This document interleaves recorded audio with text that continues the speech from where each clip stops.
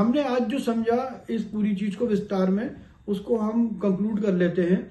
हमने ये समझा कि फॉरेक्स रिजर्वियर क्या होता है, डिवैल्यूशंस क्या होता है और क्यों होते हैं, हमारे करेंसी क्या, लिक्विडिटी बैंकिंग सिस्टम में कम होना क्या होता है और उसके इम्पैक्ट क्या होते हैं, मॉनेटरी पॉलिसी में जो आने वाले डिसीजंस हैं जिसको हम रेपो रेट कट के नजरिए से देख रहे हैं तो वो कैसे पॉसिबल हो सकता है, मनी इन्फ्यूज जो करने के तरीके हैं वो मनी मार्केट के थ्रू हमें फेवर मिलता है तो हम मनी इन्फ्यूज और अच्छे से कर सकते हैं। तो इस तरीके की चीजों को हमने कंसीडर किया अलोंग विद इन्फ्लेशन। हमने बजट की तरफ देखने की कोशिश करी तो बजट जो लग रहा है हमें वो ये लग रहा है कि बजट में एक इंफ्रास्ट्रक्चर रिलेटेड कंपनी जो कि एक्सक्लूसिवली कंस्ट्रक्शन कंपनीज हैं उन पे हमें लगता है स्पेंडिंग होगी। और हमें ऐसा भी लग रहा है कि इंफ्रास्ट्रक्चर की जो बॉडी है जैसे कि पीडब्ल्यूडी है, ऐसी बॉडियों पे थोड़ी सी लगाम गवर्नमेंट कसेगी ताकि कॉन्ट्रैक्टर्स का पैसा रुके ना, उनको पैसा मिले, क्वालिटी चेक प्रॉपर हो और एक आम पब्लिक का पैसा सही जगह पे लगे और उसको उसका एडवांटेज हो इंफ्रास्ट्रक्चर डेवलपमेंट का।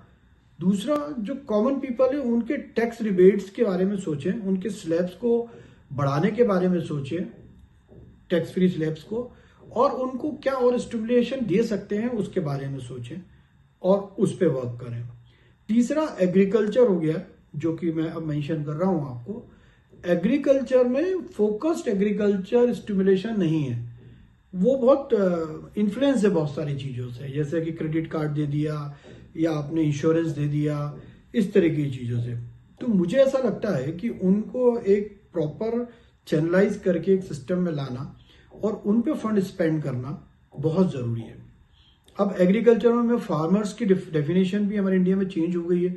मैं फार्मर को अब ये नहीं कह सकता कि वो अनएजुकेटेड है या अनअवेयर्ड है, क्योंकि फार्मर में भी आप मिक्सिंग हो गई कि बहुत अच्छे अच्छे एजुकेटेड लोग भी फार्मिंग में जा रहे हैं।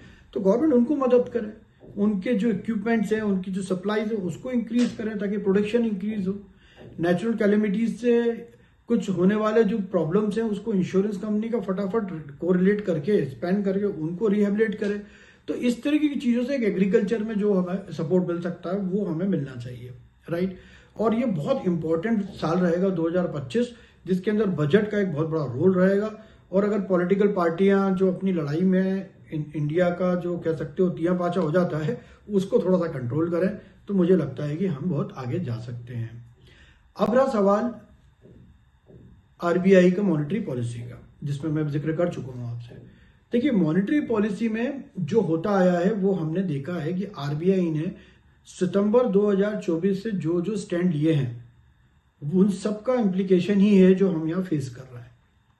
भले ही वो आपके गोल्ड में ड्यूटी कट करना हो, भले ही वो कुछ पॉलिसीज को जो फॉरेन वेंचर कैपिटल इन्वेस्टर्स है उनकी पॉलिसी में लिबरलाइजेशन हो।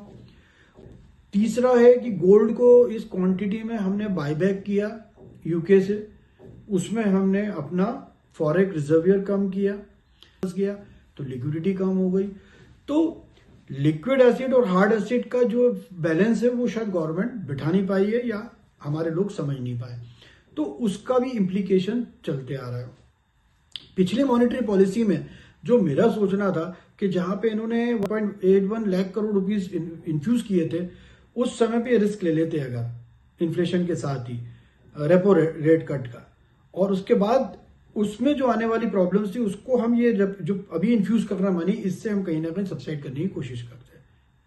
दूसरा जो इम्फेसाइज था कि ये पैसा सही जगह जाए, ये पैसा ज़्यादा से ज़्यादा प्रोटेक्शन पे जाए, सप्लाई चेन इंप्रूव हो, तो वो वैसा होता नजर नहीं आया। तो गवर्नमेंट को अपनी मशीनरी को चारों तरफ से इक्विप करना पड़ेगा और चारों तरफ से एक साथ लगाना पड़ेगा, क्योंकि अब समस्या से वो नहीं है जो हमने अभी तक बात की है, अब समस्या इंटरनेशनल लेवल से हमारे पास आ रही है, अब हम लोगों की नजरें में आ रहा है। आज अगर हम फॉरेक्स रिजर्वियर की बात बोल रहे हैं तो हम चौथे नंबर पे खड़े होते हैं ऑल ओवर द कंट्री।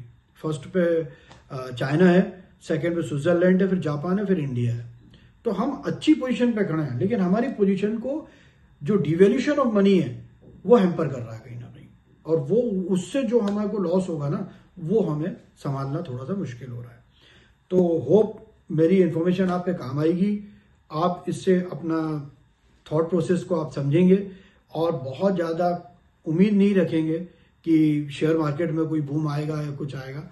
आप फंडामेंटल पे जाइए, पोर्टफोलियो बनाइए। अगर आप ट्रेडिंग कर रहे हैं तो अभी ये 2 इवेंट में आप ये मान के चलिए कि जो आपका प्रीमियम है वो काफ़ी एग्जेगरेट रहता है, काफ़ी बढ़ा हुआ रहता है, क्योंकि कभी भी कोई इवेंट आता है तो ऑब्वियसली जो सेलर है वो सबसे ज़्यादा हाई रिस्क पे रहता है कि अगर कोई भी पॉलिसी चेंजेस या डिसीजन या अनाउंसमेंट अगर मार्केट के फेवर में आ गया तो क्या होगा, एक तरफ लॉस एक तरफ प्रॉफिट आएगा।